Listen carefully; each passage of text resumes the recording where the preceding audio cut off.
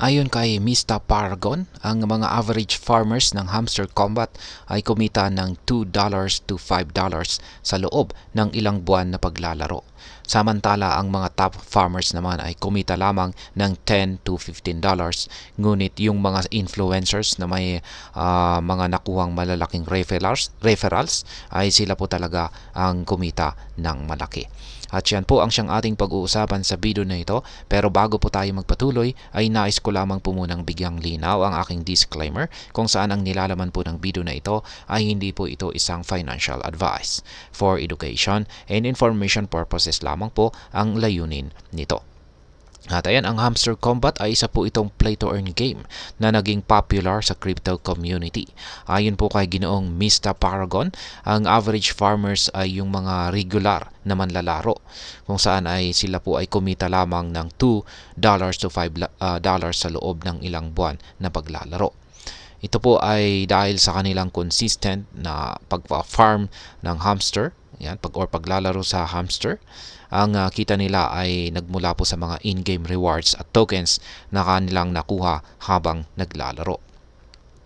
Yan, ang mga average farmers ay yung mga players na hindi po masyadong nag-i-invest ng malaking oras or pera sa laro. Sila ay naglalaro lamang ng ilang oras kada araw, kaya't ang kanilang kita ay hindi rin gaanong kalaki.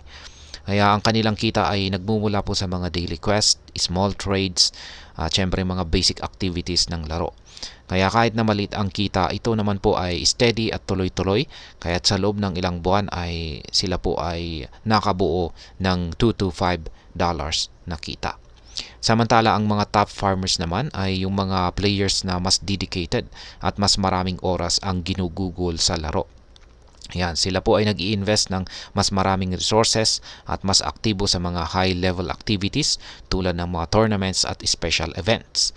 Kahit na mas mataas ang kanilang effort, ang kanilang kita ay nasa $10 to $15 lamang, kung saan ay ayan, nakakadismaya. Ito ay dahil sa mas mataas po talaga ang competition at mas challenging na task na kailangan po nilang gawin para kumita ng mas malaki. Ngayon ay pagdating naman po sa mga influencers na ayon rin po kay Ginoong Mr. Paragon ay ibang usapan naman po ito. Sila ay may malaking followers sa social media at ginagamit nila ito para mag-refer ng maraming bagong mga players dito sa Hamster Combat. Dahil dito, sila ay kumikita ng malaki mula sa kanilang referral bonuses at commissions. Ang kanilang kita ay hindi lamang po nagmumula sa paglalaro, kundi pati na rin sa pag-promote ng laro.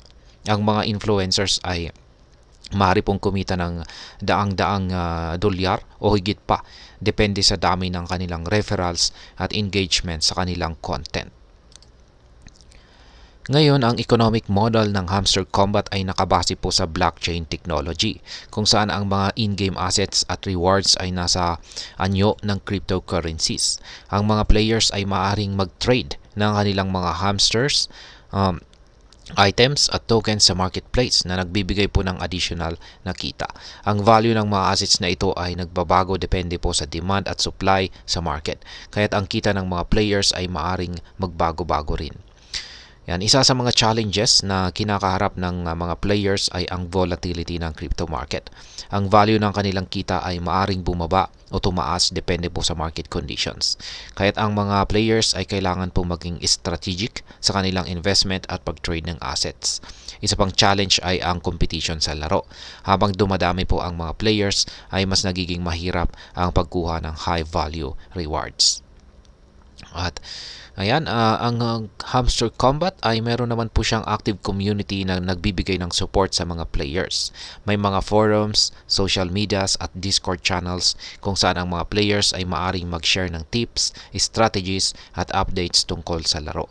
Ang community na ito ay may malaking tulong lalo na sa mga bagong players na gustong matuto at kumita rito kay Hamster Combat. Kaya ayan, sa mga bago lamang rito na gustong kumita kay Hamster Combat ay hintayin po natin ang kanyang Season 2.